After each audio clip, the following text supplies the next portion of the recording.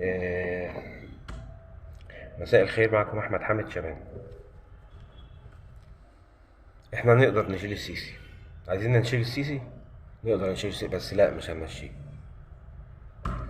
عشان 25 يناير هي اللي بقت بتحكم المنطقة كلها. خدناها كده فرصة وانتهاز كده، خدنا الحكم كده.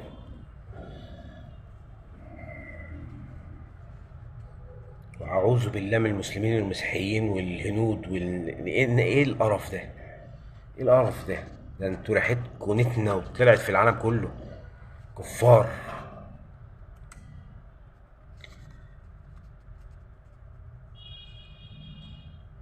بلاش حكاية بلحة وابن جريتان ده، مش مشكلة.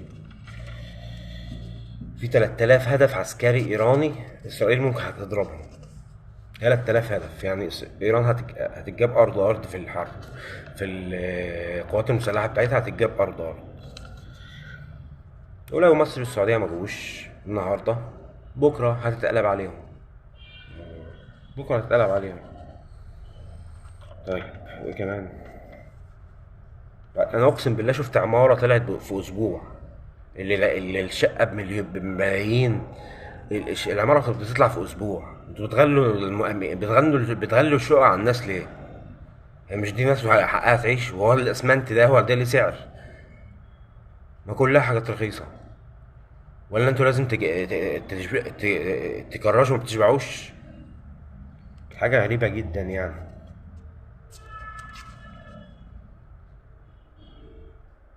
بس السيسي يمشي ويجي حد مدني.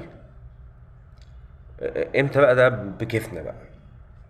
او حسب الظروف يا عم، ما تزعلش. حسب الظروف والله.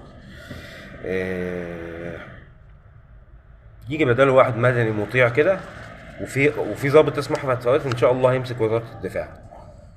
ده هيمسح جمال عبد الناصر والسادات ومبارك، الخوالات الثلاثه دول. هيمسحهم يعني. لان هو ضد الفكر ده اصلا.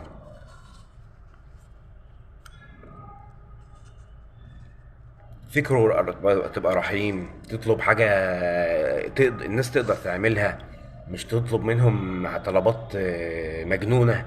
اهبل اهبل اهبل. جمال عبد الناصر والسادات مبارك دول هبل. كانوا بيطلبوا من الناس حاجات يعني. انا مش عارف اقول ايه. اذا اردت ان تطاع فاقف المستطاع. احمد فؤاد ده عنده يعني عنده رحمه وكده وبيحب اصل مفيش حد هيعيش لوحده. يعني انت عسكري هتفضل عايش لوحدك في الجيش، وبعد ما تخلص جيش تفضل عايش لوحدك برضه. هو عايز يعرف الناس اللي حواليه دي ويحبهم ويحبوه كده يعني.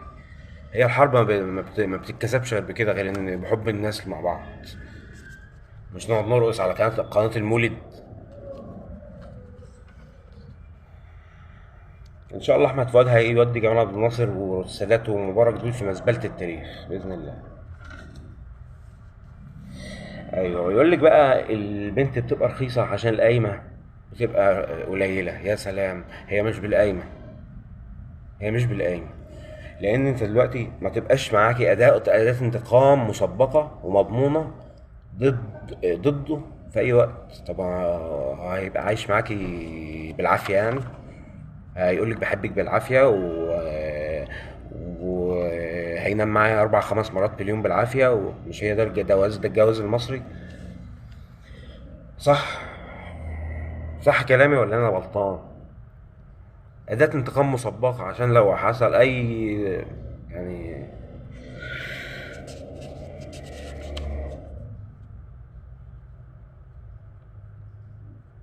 انا عايز اقول للشباب الصغير، انا ما يغركوش الشعر الاسود ده عشان ده يعني.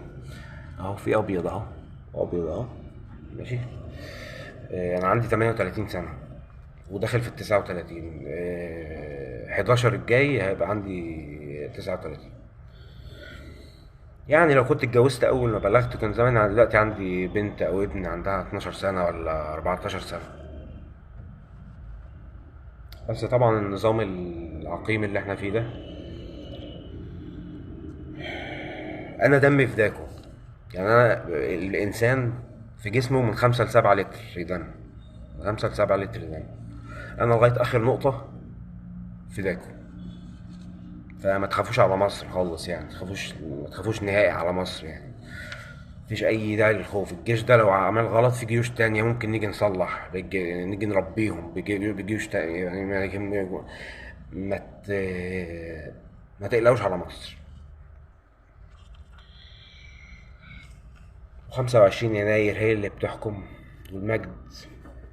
المجد والنصر اليهود في كل زمان وكل مكان. اشوفكم بكره بقى.